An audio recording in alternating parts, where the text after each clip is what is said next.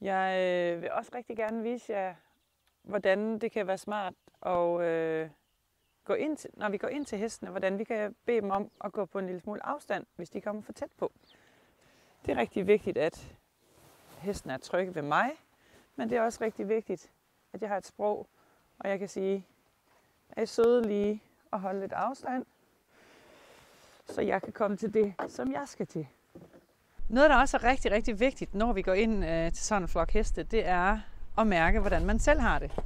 Det er vigtigt, at jeg kan føle mig tryg, og hestene kan føle sig trygge.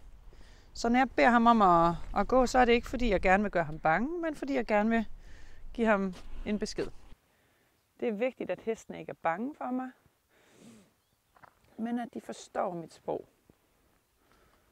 Ja, det var godt, Sirius. Og at vi roser hesten, når den har flyttet sig.